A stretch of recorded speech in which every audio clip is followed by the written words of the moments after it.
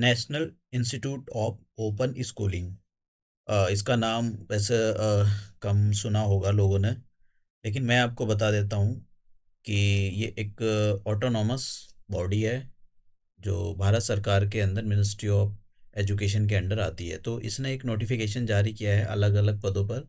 हम इसी नोटिफिकेशन के बारे में देखेंगे क्या सिलेबस रहेगा और सैलरी वगैरह कितनी होगी। देखो, सैलरी तो जो पोस्ट है बहुत ज़्यादा तगड़ी पोस्ट है, तो सैलरी भी बहुत तगड़ी है। तो सैलरी तगड़ी है तो मतलब एजुकेशन भी आपके पास तगड़ी होनी चाहिए। तो सबसे पहले आपको अपने ब्राउज़र में डाल देना NIOS। ठीक है, जैसे ही आप ये डालोगे तो आपको आपके सामने ऐसी एक वेबसाइट ओपन हो जाएगी। ये है NIOS.AC.in। इस पर आप जैसे क्लिक करोगे तो आपके सामने इनकी जो है वेबसाइट ये ओपन हो जाएगी। उसके बाद में आपको हाँ यहाँ आना है, नीचे इसको स्क्रॉल डाउन करके यहाँ पर आ जाना है। वैकेंसी, जैसे ही आप वैकेंसीज पर क्लिक करोगे तो आपके सामने यहाँ इधर से भी देख सकते हो, अनाउंसमेंट जो लिखा हुआ है यहाँ भी है, तो हाँ यहाँ से भी देख सकते हो। तो वैकेंसी पर आप जैसे ही क्लिक करोगे तो आपके सामने ये खुल जाएगा। तो अब देखो यहाँ लिखा हुआ है इंडिकेटिव वैकेंसीज नोटिफिकेशन। ये ऑनलाइन अप्लाई करना अभी नहीं होएगा, अगर आप चाहो इस पर क्लिक करना तो अभी नहीं होगा।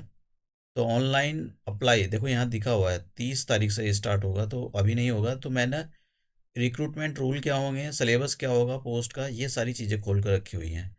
तो अब मैं ज़रा आपको बता देता हूँ कि हाँ ठीक है, अब ये देखिए। तो पहले इन्होंने दिया हुआ है national institute of the open schooling is an autonomous institute under the department of school education and literary. ये कैसा है, देखो ऑटोनॉमस इंस्टीट्यूशन है तो गवर्नमेंट ऑफ इंडिया के अंदर आता है। डेप्यूटी डायरेक्टर की एक पोस्ट है। डेप्यूटी मतलब अलग अलग है, जैसे यहाँ पर डेप्यूटी डायरेक्टर कैपेसिटी, ये कैपेसिटी बिल्डिंग सेल के लिए एक पोस्ट निकाली हुई है। डेप्यूटी डायरेक्टर एकेडमिक, आप समझ रहे हो, इसके लिए एक पोस्ट है। उसके बाद में एक group B group C group की कुछ पोस्ट ये निकली हुई है, जैसे सीनियर ऑफिसर की है, यहाँ पर 2 पोस्ट निकली हुई हैं। और EDP सुपरवाइज़र की 21 पोस्ट निकली हुई हैं। और अगर ग्रुप सी की बात करें, जैसे असिस्टेंट हो गया, स्टेनोग्राफर हो गया, जूनियर असिस्टेंट हो गया, मल्टीटास्किंग स्टाफ हो गया, इनके लिए यहाँ पर अलग अलग निकली हुई हैं। काफ़ी वैसे काफ़ी हैं इनके लिए भी, जैसे कि मल्टीटास्किंग स्टाफ की 11 हैं। तो ये सारी वैकेंसी निकली हुई हैं। अब देखो इसकी डेट के बारे में बात करता हूँ। इसकी डेट कब शुरू होगी अप्लाई करने के लिए? 30 नवंबर से ये स्टार्ट हो जाएगा और 21 दिसंबर इसकी लास्ट डेट रहेगी अप्लाई करने की। अब यहाँ पर ये जनरल इंस्ट्रक्शन दी गई हैं कि जैसे कि भाई अगर आप ग्रुप ए के लिए अप्लाई कर रहे हो तो 1,1500 पे करने पड़ेंगे। ग्रुप बी के लिए अप्लाई मतलब अलग अलग कैटेगरी के लिए यहाँ पर दिया हुआ है भैया कितने पे करने पड़ेंगे आपको। तो आप इसको देख लेना, इस नोटिफिकेशन में इतना कुछ है नहीं। एज रिलैक्सेशन दिया जाएगा आपको कि भाई आपको कितनी एज है, और अगर आप एज को ब्रीच कर रहे हो तो फिर आपको अकॉर्डिंगली एज रिलैक्सेशन दिया जाएगा। तो देख लेना यहाँ पर ये दे रखा है, क्योंकि आपको अपने अकॉर्डिंग आप किस पोस्ट के लिए अप्लाई कर रहे हो यहाँ पर डिपेंड है। ये जो सारी बताना थोड़ा मुश्किल है, मैं बस एक थोड़ा इन्होंने यहाँ पर जनरल व्यू दिया हुआ है तो मैं उसी के बारे में दिखा रहा था आपको। अब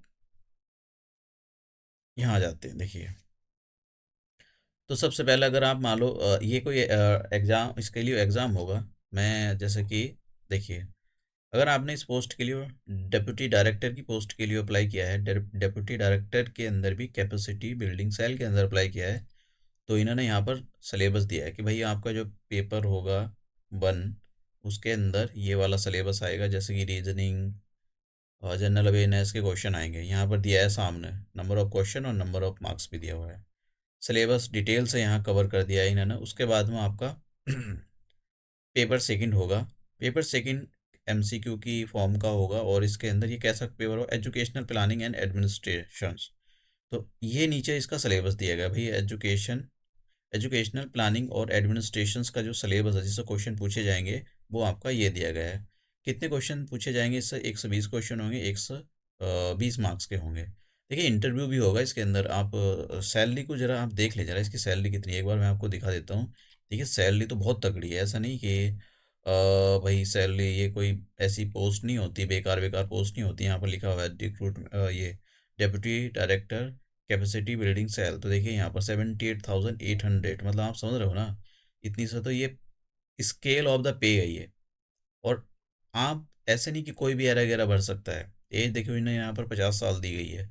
इसके लिए आपके पास क्वालिफिकेशन कितनी होनी चाहिए, ये बहुत ज़्यादा एक्सपीरियंस वगैरह ये मतलब क्योंकि चलो मैं बता देता हूँ, जैसे second class master, degree in any subject from the recognised university. दूसरा, ऑफिसर होल्डिंग एनालॉगस पोस्ट, ये अगर आपके अपना जो पोस्ट है इसके लिए हो, तो अपने हिसाब से आपको देखना है कि भई आप कितना इन्होंने यहाँ डिज़ायरेबल इनका ये है, अगर आपके पास ये हो जाता है तो अच्छी बात है। अलग-अलग अगर आपके पास ऊपर वाली क्वालिफ़िकेशन नहीं, नीचे ये है जैसे यहाँ पर एकेडमिक, तो तब भी चल जाएगा आपका। अब ये तो हो गई बहुत ज़्यादा बड़ी-बड़ी पोस्टें हो गई। मैं हाँ, यहाँ दिखाता हूँ। थोड़ा इस पे ले आता हूँ ग्रुप बी पर। तो देखिए अपने हिसाब से देख लेना आप, बस मुझको थोड़ा-सा आपको अवेयर करना था कि भई ऐसी भी पोस्ट निकली हुई हैं। ग्रुप बी के बारे में देख लेते हैं ज़रा थोड़ा-सा। ग्रुप बी के बारे में नीचे आ जाते हैं। तो यहाँ पर ग्रुप बी, ठीक है, ग्रुप बी का कोई सा एक देख लेते हैं बस।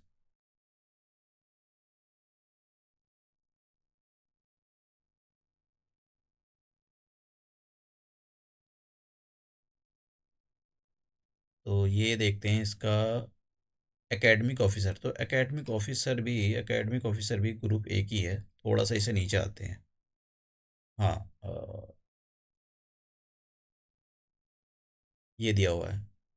तो इसके बारे में देख लेते हैं, नीचे वाला जस्ट इससे नीचे section officer.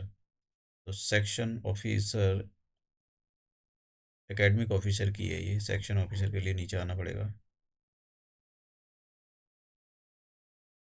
Academic officer computer के लिए अलग अलग पोस्ट हैं, तो काफ़ी बड़ा है ये। स्टेनो का देख लेते हैं थोड़ा सा, स्टेनो वगैरह के बारे में कितनी क्या है। जैसे कि यहाँ पर ग्राफिक आर्टिस्ट की दी हुई हैं। देखो यहाँ पर लिखा हुआ है ये जूनियर इंजीनियरिंग की दी हुई है, तो इसके लिए ये सिलेबस होगा। और देख लेना है यहाँ पर, फिर उसके बाद आपको दूसरा पेपर होगा जूनियर इंजीनियरिंग इंजीनियर के लिए। तो इसका सिलेबस यहाँ पर दिया गया है ये नीचे कि 120 क्वेश्चन 120 मार्क्स के होंगे। जैसे कि यहाँ पर सर्किट लॉ क्या होता है, मैग्नेटिक सर्किट, ये सारी चीज़ें दी गई, तो अपने अकॉर्डिंग आप देख लेना। सैलरी देखो बहुत ज़्यादा होती है, सैलरी कम नहीं होती है, सैलरी जैसे भी है, लेकिन अकॉर्डिंगली उसी के हिसाब से आपके जो जैसे कि यहाँ पर देखा स्टेनो के लिए देखिए ये टेस्ट होगा आपका ये। तो स्टेनो के लिए अब अगर आपको अच्छे से पता हो तो स्टेनो का भाई ज़्यादा ये दूसरा वाला पेपर नहीं लेंगे, स्टेनो का एक ही पेपर होगा, ये वाला बस। ठीक है, 180 को 3 घंटे का टाइम होगा, 180 क्वेश्चन 180 मार्क्स का। आपका दूसरा पेपर नहीं होगा क्योंकि आपको स्पेशलाइजेशन नहीं है इसके अंदर, बस हाँ एक स्किल टेस्ट होगा आपका ये। ठीक है, ये स्किल टेस्ट होगा, और ये भी कैसा होगा, क्वालिफाइंग नेचर का होगा, यहाँ लिखा हुआ है skill test shall be qualifying in nature. तो ये ज़रूरी है कि भाई आपको ये सारी चीज़ें, और इसका ये तो मैंने बताया कि भाई एग्जामिनेशन, सैलरी वगैरह यहाँ पर दी गई है। तो जैसे मैं नीचे लेकर आता हूँ आपको सैलरी। हाँ, स्टेनो की देखो सैलरी आपकी 25,500 से स्टार्ट हो जाएगी और 81,000 क्रॉस करेगी। देखो ये क्या है, स्केल ऑफ पे। स्केल ऑफ पे का मतलब ये होता है भाई बहुत सारे आपके अलाउंसेस मिलते हैं। मतलब ऐसा नहीं है कि आपको 25,000 ही मिलेगी, आप अलाउंसेस लगा कर मतलब लगाओ कि काफ़ी मिल जाता है, 30-40 चला जाता है, 40 तक चली जाती है। तो ये सारी यहाँ पर रिक्रूटमेंट दी गई है, अपने अकॉर्डिंग आप देख लेना। और डेट मैंने आपको बताई थी कब फॉर्म करना है, कैसे, देखो सारी चीज़ें मैंने आपको दिखा दी है कि भाई कैसा ये कहाँ से मिल जाएगा आपको ये। देखो ये सारी चीज़ें जो होती हैं, कुछ पोस्ट ऐसी होती हैं कि आपको पता भी नहीं लगता कब आई कब चली गई, तो उसके लिए ये और हाँ चेक करते रहना भाई एग्जामिनेशन, और अपना जो भी इसमें फॉर्म फिल करोगे तो आपका एक वैलिड ईमेल आईडी डालोगे, तो फिर वहाँ पर सारी इन्फॉर्मेशन आपको वो शेयर करते रहेंगे, कब एग्ज़ाम, सारी चीज़ें आपको बता देंगे वो। तो और तो कुछ नहीं था, बस यही था बताने के लिए।